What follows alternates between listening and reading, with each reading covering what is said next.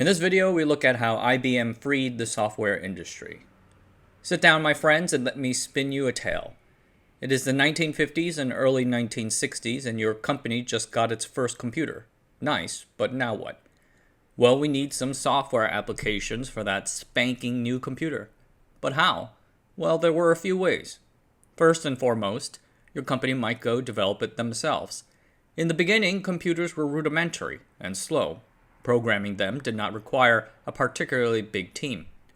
The original programmers on the ENIAC was a team of 6 women.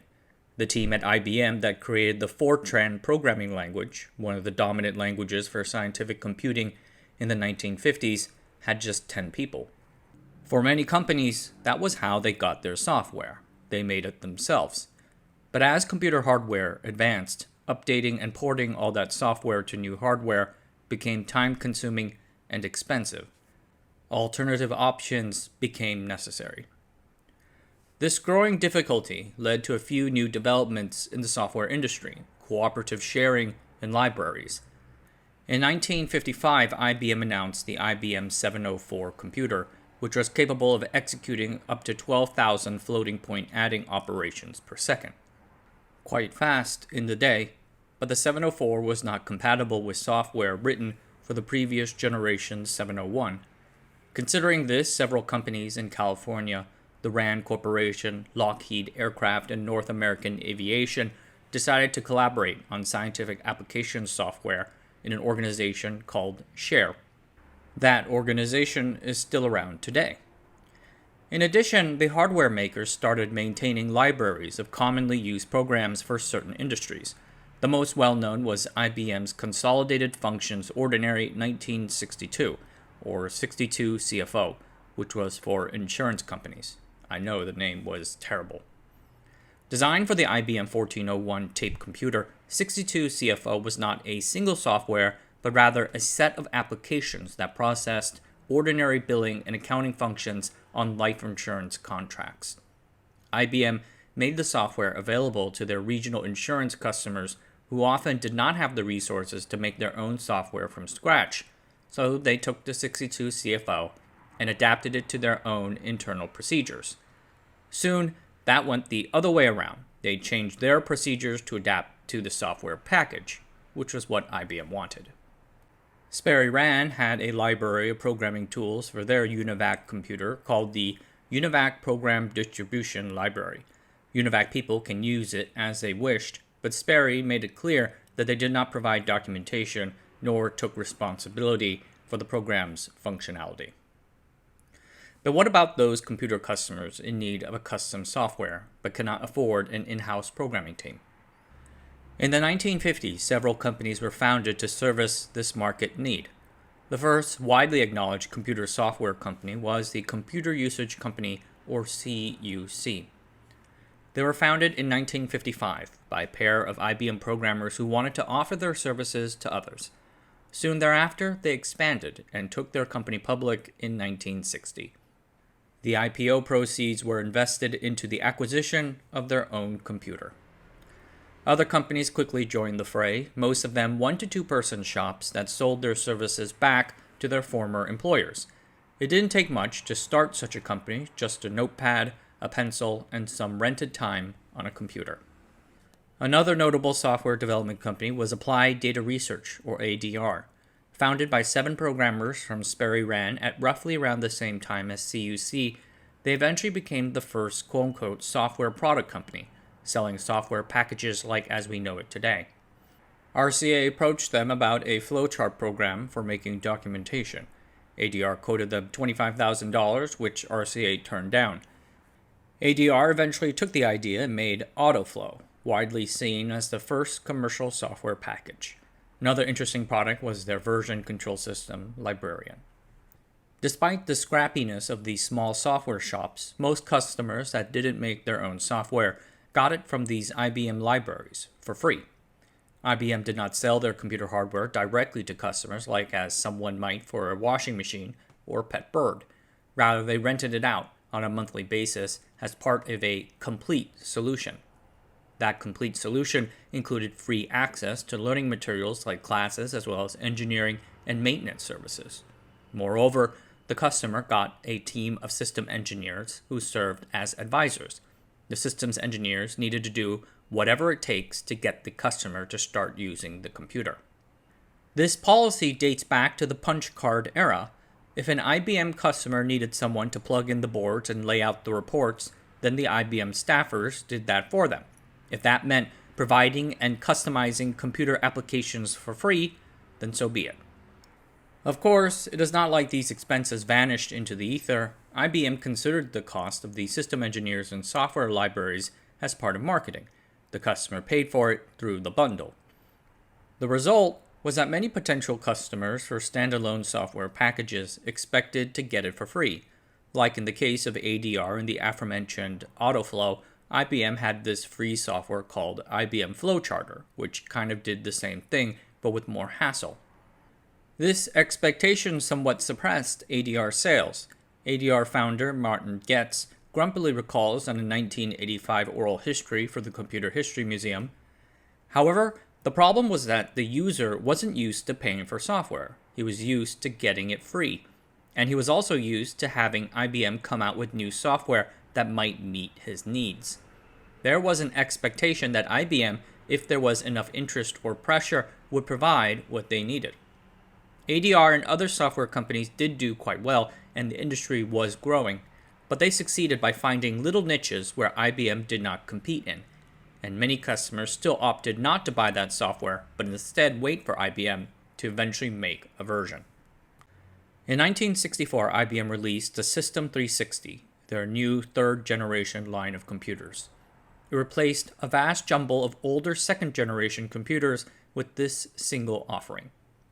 In development since 1961, the 360 was IBM's most ambitious product yet, the winner of a fierce internal battle between dueling product teams. At its announcement, the line had a range of 6 computers spanning the low to high end. A key feature of the System 360 was its scalability. Each computer was built on top of the same operating system and had the same standard interface. Customers can write software for any of the 360 computers knowing that it will work for all of them. IBM President Thomas Watson Jr. wanted the System 360 launch to be its biggest and most well-publicized yet, and he succeeded. The System 360 turned IBM into a colossus. In 1966, IBM generated $2.5 billion in rental income alone. The other big American computer makers, Control Data Corporation or CDC, General Electric, and Honeywell, generated $500 million combined. As it does in capitalist society, success invited competition. A bit later, RCA released their own line of computers, the Spectra 70. Importantly, they also claimed that their 70 computers would be compatible with applications programmed for the 360. This was big, if true. Customers can now switch to RCA computers and still use their System 360 applications. IBM could not charge those guys for that software unless they also charged their current customers. And that, in turn, cannot be done unless they first unbundled the cost of software and hardware. In the end, however, the RCA Spectra 70 computers turned out not to be as compatible with 360 software as RCA claimed that it would. Bullet dodged. Despite this, several IBM employees argued that IBM should move forward with the unbundling anyway. For one thing, they thought that selling software was a massive opportunity. Furthermore, developing software was starting to get expensive. By the late 1960s, a third of IBM's R&D costs was spent on software development. Giving it all away did not seem sustainable. But unbundling would also be a tricky thing with several unresolved issues. For example, what legal avenues were there for protecting IBM software from privacy? Patents, trade secrets, copyright, licensing? None of the options were great. The IBM executives were hardware people. They saw everything through the lens of selling more hardware. That lens made it difficult for them to see what can be possible with selling software. But they weren't stupid. There was also something else. To be more blunt about it, bundling was how IBM suppressed competition by controlling the prices of their data processing offerings, adjusting them as necessary to defeat competitors or raise profits. On the surface, it seems like a flat price, but as needed, IBM can raise profits with, quote, extra shift, end quote, charges that hit whenever the computer was used for more than a single day, or, quote, shift, end quote. More shifts, more charges, more profits. Furthermore, most of a customer's costs occur at the beginning as they get set up. Later, that effort declines and IBM collects substantial profit. They can leverage that profit to fund the acquisition and onboarding of new customers. If one customer costs more than usual, that's okay, because those losses are subsidized. Any potential new entrant into the data processing market had to do more than just bring the hardware. They needed to build and offer all of IBM's software, maintenance services, and education too. And they need to do it for a price that is fundamentally uncompetitive because they don't have thousands of massive, profitable customers already supporting them. Internally, IBM had been looking at the possibility of unbundling since 1962, every time they concluded that unbundling would hurt the business. One notable 1965 memo reads, "The single combined price for hardware and whatever degree of service an individual customer may require to achieve a successful installation always has been one of our greatest competitive advantages." In general, to the extent that IBM unbundles its prices, the results would be as follows. The areas of our line susceptible to attack by competition would be multiplied, the number of hardware and service competitors would increase, loss of business would result from higher total prices and increased competition. In other words, unbundling would raise IBM's costs and increase competition by pitting their own hardware on an even ground against that of others. And we can't be having that, right? Unfortunately, bundling looks suspiciously like tie-in sales. A tie-in sale is when a seller forces a buyer to also buy a second product in addition to the one they really want. If you want to take one, you must take the other. IBM's competitors had long complained about marketplace selling practices like bundling to largely no avail, but as early as 1965, IBM knew that the government would likely declare bundling illegal under the Sherman Antitrust Act. But as late as the summer of 1968, IBM executives still believed that unbundling was a bad idea.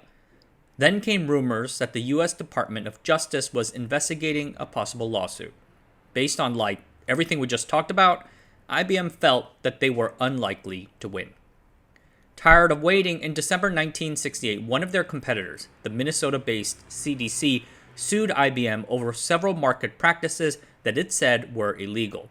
That lawsuit would grind for 5 years. Bundling was one of those bad practices, but another was selling ghost computers, like the System 360 Model 92, in a successful attempt to block CDC sales. If CDC won on any of these claims, then the US government had to follow. This rang alarm bells inside the IBM hallways. At the same time, the packaged software industry had proven the model of selling software. Companies like ADR, CUC, and Hankins, which sold payroll software, were making millions of dollars and even going public. IBM executives felt that it would not be so crazy for them to start charging for software as well. So with this in mind, and with the goal of heading off a DOJ suit forcing them to unbundle their offerings, IBM decided to go and do it to themselves. In the end, they felt that they had no choice. On December 6, 1968, IBM made a vague announcement that it would, quote, make changes in the way it charged for its data processing equipment, end quote. Later, on June 23, 1969, IBM said that they would unbundle, which meant pricing their system engineering services, hardware, and software products separately. The new pricing comes into effect in 1970. IBM customers were excited about the new pricing. Rumors claimed that the unbundling would cut their hardware prices by as much as 25% now that the software costs were no longer included. But the actual discounts disappointed. IBM basically looked at how many of its 130,000 employees were programmers, which was about 4,000, or 3%, and that turned out to be the size of the hardware discount. The popular response to all of this was, unsurprisingly, skeptical. Some complained about now paying for what they had previously gotten for quote-unquote free. Others argued that even if IBM was doing this to satiate the regulators, then all it was doing was making several smaller sub-markets for it to dominate. So savvy, they said. But internally, IBM didn't feel that way at all. They didn't want to do it, and if they felt they had more time, then they would have taken it. Unbundling popularized and accelerated the market perception that software should be worth something. Over the next few years, the number of software companies exploded. The explosion was particularly noteworthy in areas that IBM had once cornered, like insurance. Companies like Cybertech Computer Products, which employed a member of the original 62 CFO programming team, or Tracore Computing Corporation, sprouted up right after the IBM announcement in 1969, competing for the lucrative insurance software market. These companies at first started off with software that extended or complemented the functionality of the venerable 62 CFO, things that IBM hadn't built because they hadn't been nagged enough yet for it. But before long, these small software companies were providing entirely new services, like underwriting automation. By 1972, an industry survey found 81 vendors and over 275 software packages. In the end, IBM's preemptive move failed. Just a few days before Lyndon Johnson left office in January 1969, the U.S. Department of Justice filed a lawsuit to break up IBM. Take that, Nixon. United States versus IBM was a brutal trial that involved 860 deposition witnesses, ran 104,400 pages of transcript, and cost somewhere between $50 to $100 million for both parties. They called it the Antitrust Division's Vietnam, and after 13 years, the U.S. government simply dropped the lawsuit. Can't say that was a good look, but look at what it, or rather the threat of it, did for America's software industry. As I made clear earlier, the U.S. software industry was already on the rise when IBM decided to unbundle. No one can say that it created the industry, considering the successes that were already around at the time. But what smashing the IBM monopoly did do was to tear off a heavy lid on this growing industry, an industry brimming with energy and ready to take on the rest of the world. And so it did. Alright everyone, that's it for tonight. Thanks for watching. Subscribe to the channel, sign up for the Patreon, and I'll see you guys next time.